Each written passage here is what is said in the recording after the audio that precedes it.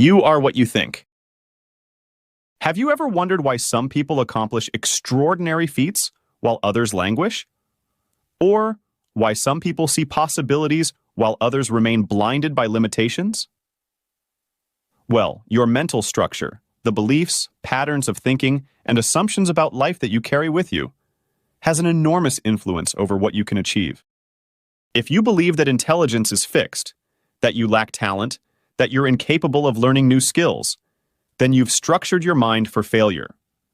You avoid challenges, give up easily when faced with setbacks, and chronically underestimate your abilities. Your mental blueprint is setting you up to fail. On the other hand, if you believe that dedication and hard work trump talent, that anyone can change and grow with effort, that setbacks are opportunities to improve, then you've structured your mind for success. You're primed to take on challenges, stretch yourself, and persist through difficulties. In short, you've laid the foundation to thrive. It's a tragic irony that even well-intentioned people can end up making self-defeating choices that hurt themselves or others. McManus has witnessed this dynamic play out many times. Some people surrender dreams waiting for affirmation. Some keep waiting for the perfect time to start a new venture, putting their dreams on hold for years as they endlessly seek outside validation from friends and loved ones. An otherwise responsible corporate leader may opt to maintain a dysfunctional status quo rather than make needed changes, just to avoid ruffling feathers. In these cases, there's a disconnect between the person's conscious values and their behavior. They become trapped in patterns of thought and action at odds with their best selves. People's limitations are so often self-imposed. Their minds set the boundaries of their lives. But everyone has far more agency in these beliefs and mental patterns than they realize. With deliberate effort, you can dismantle self-defeating cognitive frameworks and construct empowering ones that propel you toward your highest potential. Life, courage, and mushrooms. What can we learn about life from eating mushrooms? McManus confronted this question while sitting backstage, waiting to give a television interview. The guest preceding him was a trusted leadership expert who gave some pithy advice to young leaders. He described how in the past, foragers would have to make a judgment call as to which foods were nourishing and which were deadly.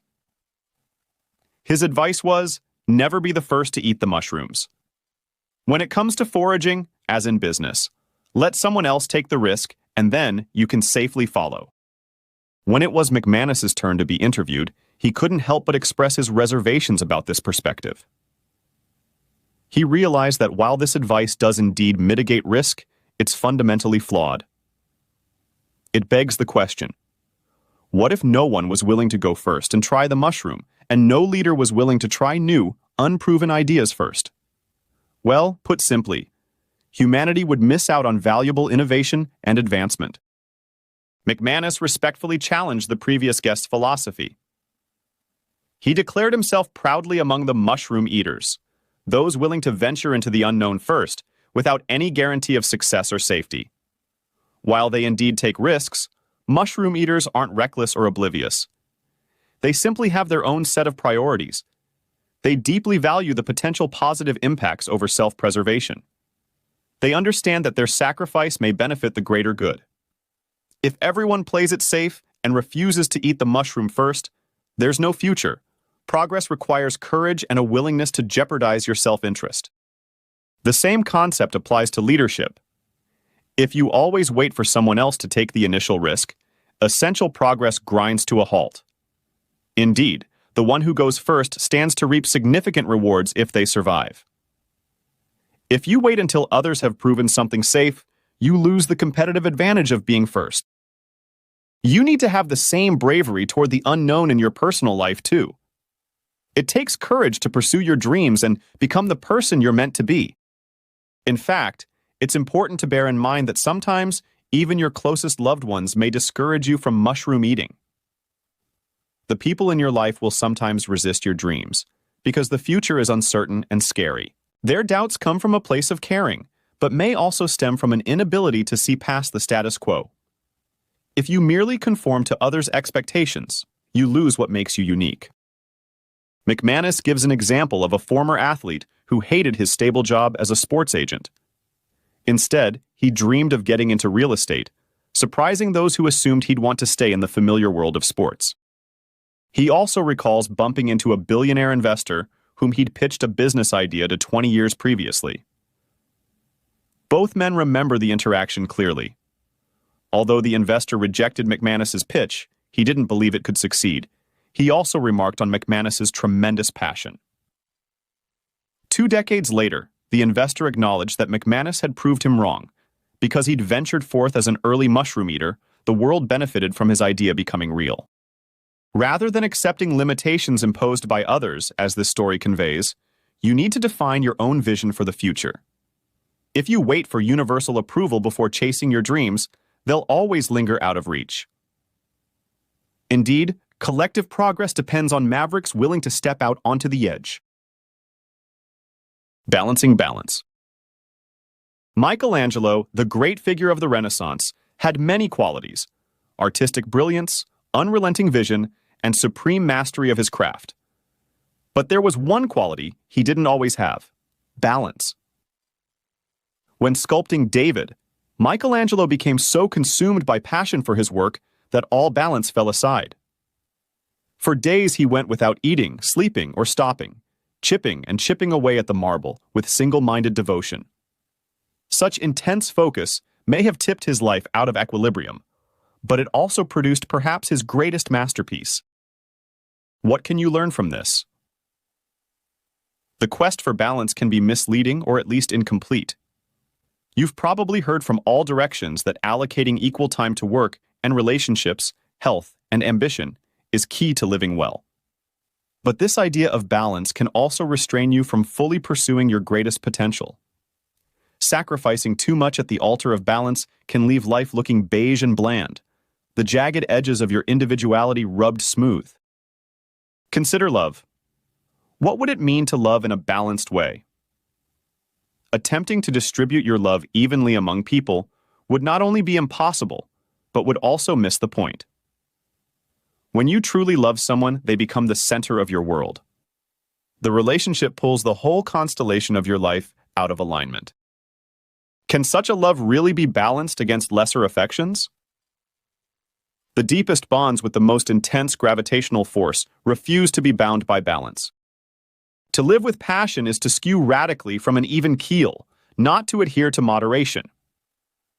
As a young lawyer, Gandhi was literally thrown off a train for refusing to leave the first-class compartment, sparking his fight against discrimination.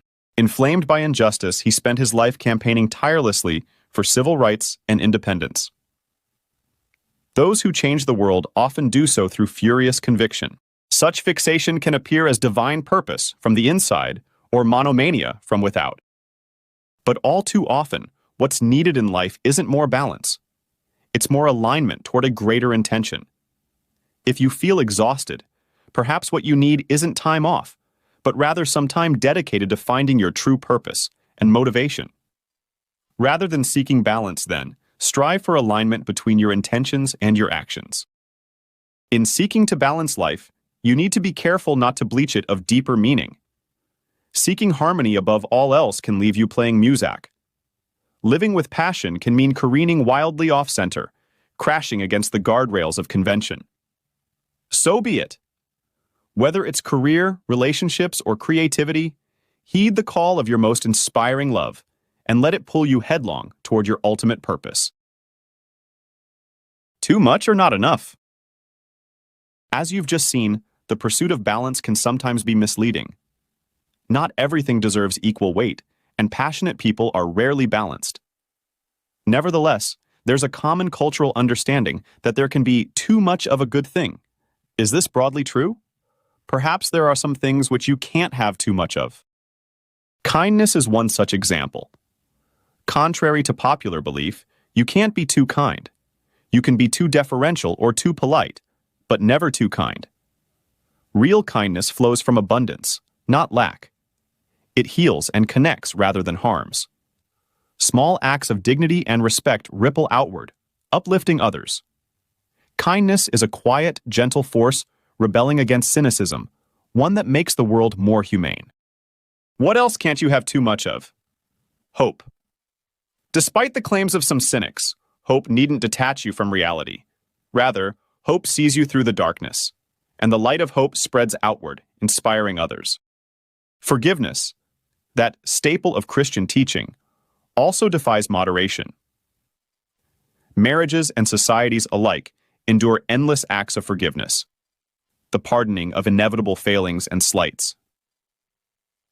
Pour out forgiveness generously. One day you'll depend on someone doing the same for you. Integrity can't be overdone.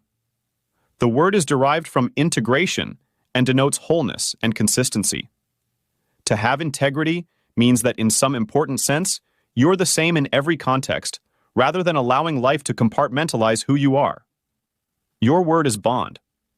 Without integrity, the foundations of interpersonal trust crumble, and sinkholes form under whatever you undertake. No one ever complains of excessive integrity.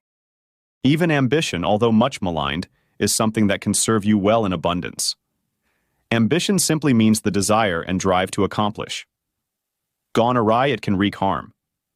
But ambition for the good of others, family, or society creates positive transformation. Ambition's opposite, apathy, does far more damage than misplaced ambition ever could. Evil feeds on apathy. What the world needs is people with vision, caring, and integrity. Ambitiously compassionate people creating a better reality for all. For those who embrace such virtues, who embrace kindness, integrity, hope, and forgiveness, goodness, truth, and beauty, limitless frontiers of exploration await.